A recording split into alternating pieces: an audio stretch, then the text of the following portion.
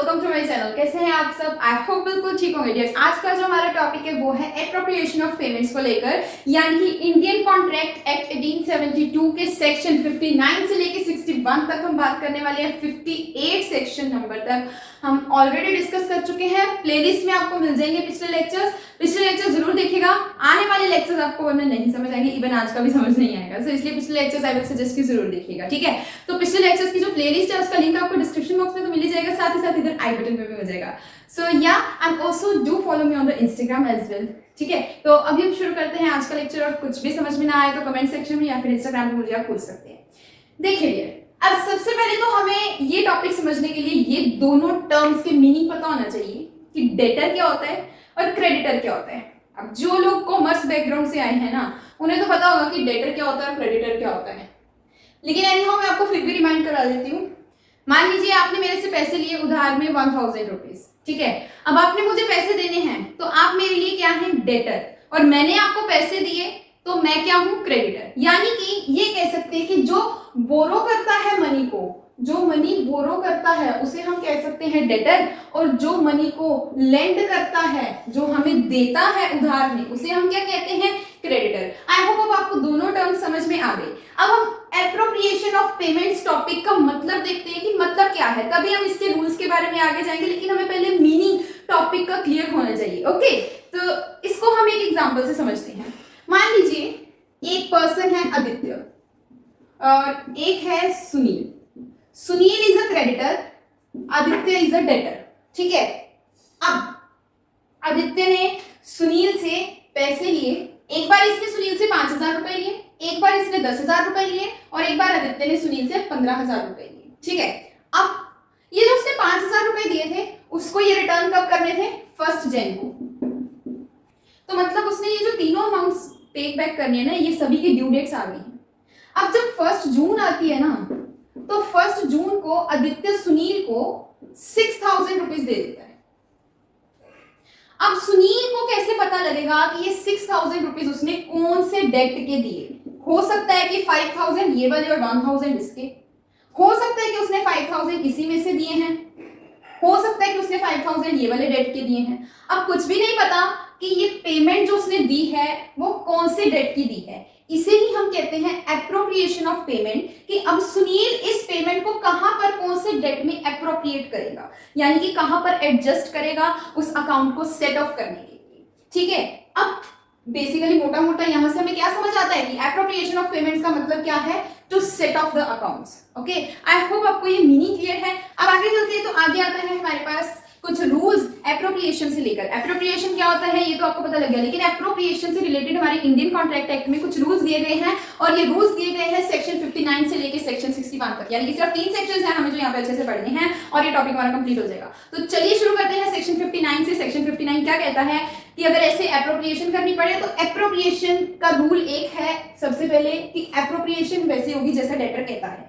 So appropriation as desired by the debtor, या फिर इसे ये भी कह सकते हैं appropriation according to the intimation of the debtor, कि डेटर जैसे कहता है उस तरीके से हम एडजस्ट कर लेंगे, एप्रोप्रिएट कर लेंगे। जैसे हमने ये आदित्य और सुनील वाली एग्जांपल ली ना, इसमें भी क्या है कि अगर सुनील आदित्य के पास जाके पूछे कि आपने भैया जो 6000 रुपीज मुझे दिए ये मैं कहां पे एप्रोप्रिएट करूं, अब आदित्य जैसे करेगा ना वैसे सुनील एडजस्ट करेगा, ठीक है। So according to this rule ऐसे होना चाहिए कि जैसे डेटर कह रहा है वैसे ही क्रेडिटर को करना पड़ेगा। अगर आदित्य कहता है कि ये 5000 इसमें से 1 जनवरी वाले हैं और 1000 इसके हैं, तो ऐसे ही सुनील को एडजस्ट करने पड़ेंगे, ठीक है।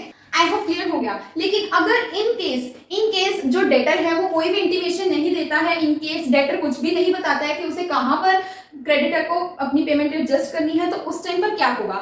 तो उस टाइम पर कंडीशंस की तरफ भी ध्यान दिया जाएगा कि क्या कंडीशंस उस टाइम चल रही हैं, और कई बार कंडीशंस ही ऐसे इंडिकेट कर देती हैं हमें कि कहां पर ये पेमेंट एप्रोप्रिएट की जाएगी। फॉर एग्जांपल इस केस में, ये वाला केस है, इसमें अगर आदित्य 5000 रुपीज देता है और वो भी 1 जनवरी को ही देता है, तो इस केस में क्या है कि सिचुएशन से ही क्लियर हो रहा है कि 1 जनवरी को 5000 रुपीज दिए हैं, 1 जनवरी को 5000 इसी वाली पेमेंट के ड्यू थे, तो यही वाली पेमेंट के दिए हैं। तो कंडीशन से ही क्लियर हो रहा है, अगर डेटर ने इंटीमेशन नहीं भी दी तो भी क्रेडिटर कंडीशन से जज कर सकता है कि ये 5000 उसको कहां पे अप्रोप्रिएट करने हैं, ठीक है। आई होप इतना क्लियर हो गया। अब हम चलते हैं अगले सेक्शन के ऊपर।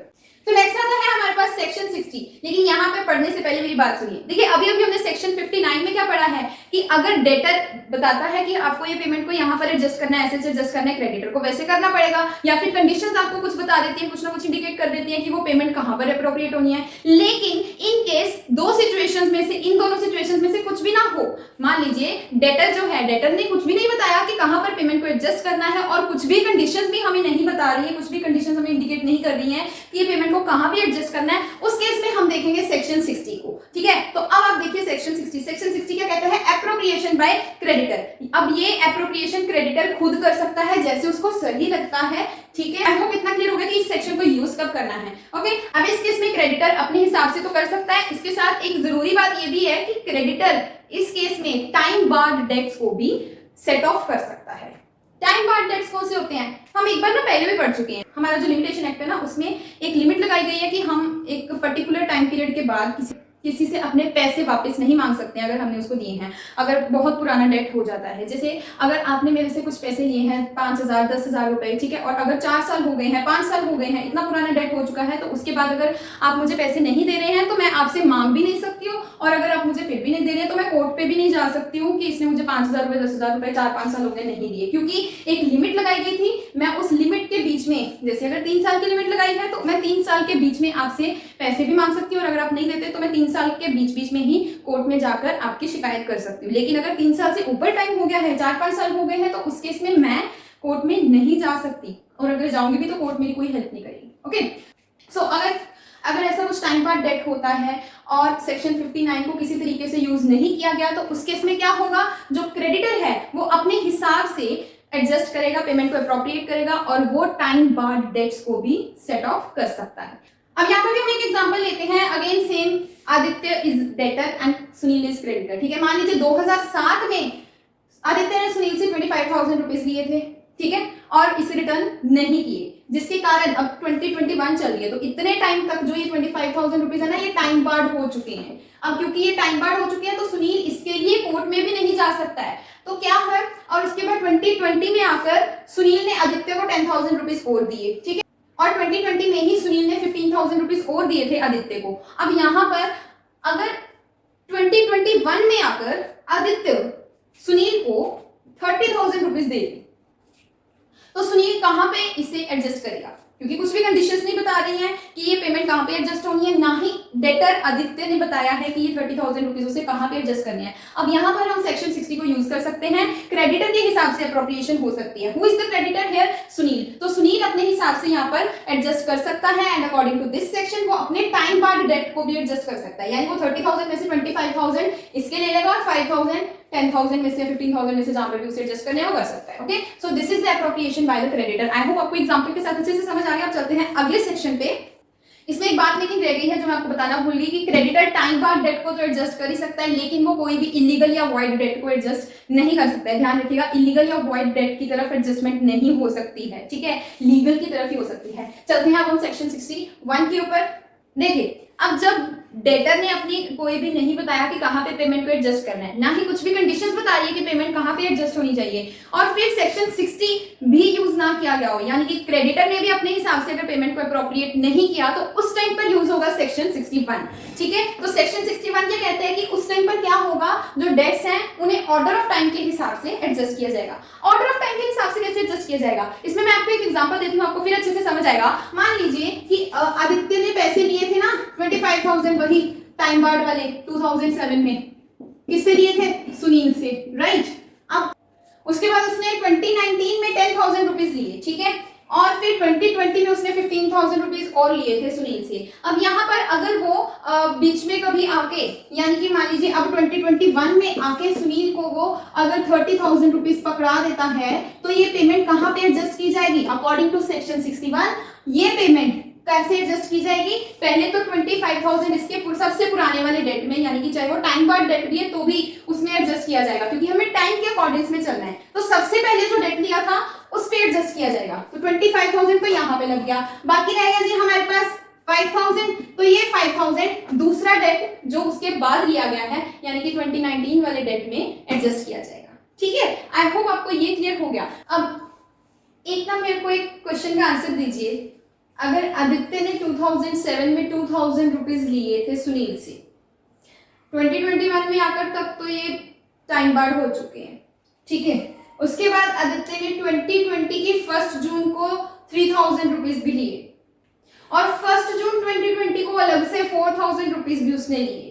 अब अगर वो 2021 में आकर 2700 रुपीज देता है तो आपको ये बताना है कि ये 2700 को कहां पर सुनील एप्रोप्रिएट करेगा बाय यूजिंग सेक्शन 61।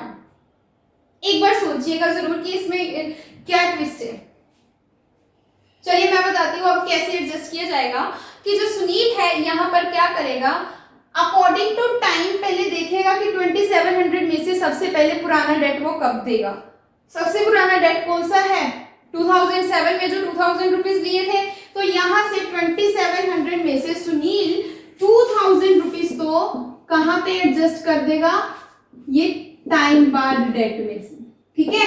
अब ये 2700 में से 2000 यहाँ पर एडजस्ट हो गए, बाकी कितने रह गए, बाकी रह गए हमारे पास 700 रुपीज। अब आप देखिए कि ये 700 रुपीज को कहाँ पे एडजस्ट कर सकता है, क्योंकि ये वाला डेट भी उसने सेम डेट को लिया है और ये वाला डेट भी उसने सेम डेट को ही लिया है, तो ये 700 रुपीज कहाँ पे एडजस्ट होंगे, जब डेट्स इक्वल स्टैंडिंग पे हों। तो उस केस में क्या होगा, ये जो 700 रुपीज है इन्हें प्रोपोर्शनली यहाँ पर एडजस्ट किया जाएगा, अप्रोप्रिएट किया जाएगा। प्रोपोर्शनली कैसे, ये होगा इस तरीके से, देखिए जो ये वाला डेट है ना और ये वाला डेट, इन दोनों की रेशो निकाली जाएगी पहले, 3000 over 4000, इनकी रेशो निकालिए तो क्या बनती है 3:4, है ना, 3:4 रेशो बनती है। अब हम इसे प्रोपोर्शनली कैसे एडजस्ट करेंगे, इस रेशो के हिसाब से। आप लोगों ने अगर मैथ्स को थोड़ा बहुत समझा होगा ना पिछले +2 तक तो आपको अच्छे से समझ आ जाएगा, नहीं तो मैं आपको अभी बताती हूँ। तो कैसे एडजस्ट करेंगे आप, ये आपकी टोटल अमाउंट हो जाएगी, इसको आप मल्टीप्लाई करेंगे फर्स्ट डेट में कितना, ऊपर वाली फर्स्ट डेट करना है ना, तो इसके लिए ऊपर वाली लेंगे 3 वाला, ठीक है, और नीचे ओवर में कितने रखेंगे 3 + 4, दोनों को ही 3 + 4 कितना होता है 7, ठीक है। तो फर्स्ट डेट में इतनी जाएगी अमाउंट, और दूसरे वाले में 700 मल्टीप्लाई बाय दूसरे वाले में 4 रेशियो है ना, तो 4 को लेंगे ओवर 3 + 4 7। तो इस तरीके से कटिंग करेंगे जब हम, तो हमारे पास आंसर कितना आएगा 300 इधर और इधर कितना आएगा 400, राइट।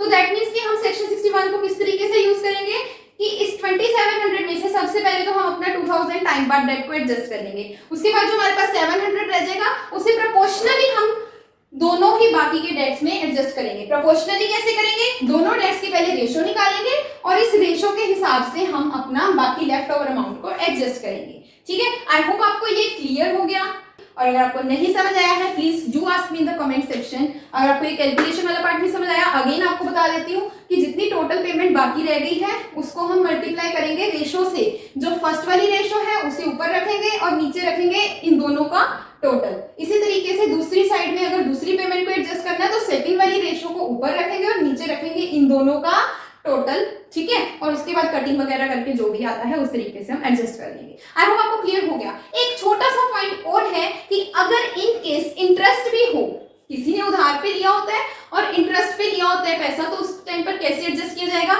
सबसे पहले इंटरेस्ट पेमेंट की तरफ पैसे को एडजस्ट किया जाएगा, इंटरेस्ट पेमेंट के बाद ही प्रिंसिपल अमाउंट को एडजस्ट किया जाएगा। फॉर एग्जांपल अगर आपने मेरे से 1000 रुपीज लिए हुए हैं और उसके ऊपर आपका 10% का इंटरेस्ट लग रहा है, तो आप मुझे जब पैसे देंगे तो मैं वो पैसों में से सबसे पहले आपकी इंटरेस्ट वाली अमाउंट को सेट ऑफ करूंगी, उसके बाद मैं प्रिंसिपल अमाउंट यानी कि 1000 को बाद में एडजस्ट करूंगी, ठीक है।